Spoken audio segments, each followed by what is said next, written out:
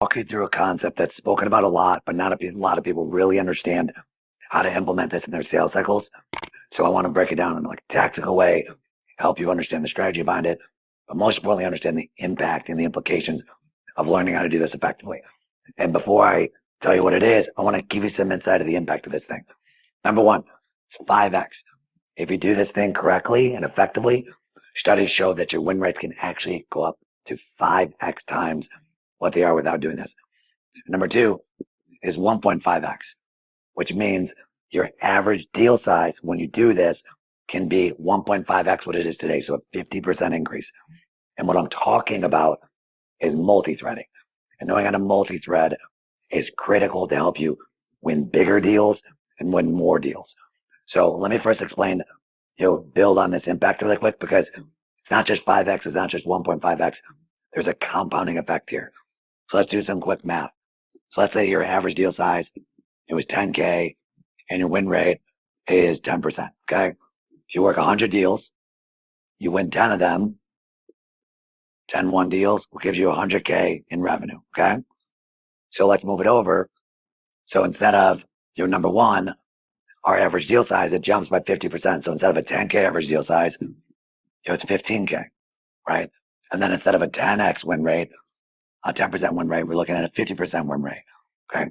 So the compounding effect over 100 deals is instead of having, 100K in revenue, it's 750K in revenue. So which means it's a 7.5x difference potential of you doing this, right? That's how important this is. So let me first explain like what multi-threading really is if you're unfamiliar. So I want you to think about the fabric of your shirt and think about the fabric of your shirt and how it works. There's fabric and threads going one direction, and then there's fabric going in the other direction, right? And when you think about it, the more fabric and the more lines that are in here, the stronger the shirt is, right? The more resilient it is to tearing, and it's more durable. The same thing goes in your sales cycles. So what you want is you want to have many lines on both sides of direction. So if you think about this, this is the customer and this is you and your team. So, you're just one line, but then there's your VP, there's your director, there's your SE, right? Your BDR.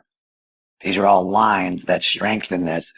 And then the same thing, their VP, their director, all of that. So the more aligned you are with them, with multiple people, the stronger your deal is. And that's how the 5x and 1.5x comes into play. And that's how you win this. So that's like what multi-threading is. Let me explain like how to actually do this. So if you're in the Beautiful Savage Sales Academy, the program that I run, there's a template in there that breaks down how to do this, and we can build on this for you. But if you're not in the academy, I'll give you a quick high level. So the way I want you to think about this, in every deal, there's a power line. So in the power line, there's, this is the power line right here. There's people that are on the power line. There's people that are below the power line. And there's people that are above the power line. Okay. So what is the power line? Think about it like this. The higher you are on the power line, the more power you have to make a decision and help a deal get across the finish line. So if you think about below, these are typically people that have little to no influence on whether or not the budget is approved. They could have influence on whether or not you're the vendor of choice, but they won't have the level of influence that you'll need to get it across the finish line. So let's use a standard example that a lot of people are familiar with, the CRM space. So let's think about the people that are below the power line on the CRM space. This is typically the sales reps, the end users, the people that are going to be using your software technology. So those would be the people that you want to get alignment with below the power line. Then there's on the power line, on the sales side. These are your managers, directors, people that definitely have some say. They're going to get some value out of it as well, right? But then ultimately going to be responsible for signing off. Then we have people that are above the power line. This is typically VPs, C-suite and above, people that are responsible for owning the budget and signing off on it, right? So now this is just the sales department. And every deal, especially if you're selling complex solutions, typically touching other departments. Even if the end users are sales, there's other people that could be responsible for it. So like in this situation, there's enablement. There could be, IT. right? Your solution is going to dictate what are the different departments this thing's going to touch. And then there's the VP and C-suite across all these. There's the managers and directors across all these. There's the reps or the individual contributors across all these. So that's what I want you to think about when you think about doing the multi-threading process. Is step one is figuring out who the players are on their side and where they fit into this process to help you get a deal across the finish line. Okay.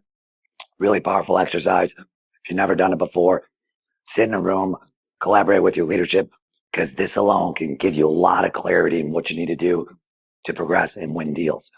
So map this out, number one. And once you figure out who the players are on their side, then you want to think about, well, who are the players on my side that I want to align with them? And then how do I do it? So ideally, what helps strengthen the thread, right? We're multi-threading. Ideally, we're having level to level alignment, meaning you're getting your VP and C-suite aligned with theirs. You're getting your managers and directors aligned with theirs. You're aligning with the reps. Right? It doesn't mean you're not involved in these conversations. It just means you have backup with your VP and C-suite. That's how it gets strong. Because another mistake that a lot of reps make is they think they're multi-threaded when they have a lot of relationships in a deal, but they don't have any of their leadership or their counterparts involved in the deal and having relationships as well. And you need to have both if you're going to give yourself the best chance to win the largest deals. So aligning the players on your side and their side, it's going to be really important. Then after you align them or figure out who they are, this is how you think about like how you're going to weave them in. So I'll give you a best practice about it. Think about it. If I'm on a call with a manager and director and reps, these are people that are on or below the power line, right? What you don't want to do is align your VP here, because then that devalues your VP in the process. So you want to leverage your second level, third level leaderships, your executives at your company to get you to their VP and C-suite. Okay.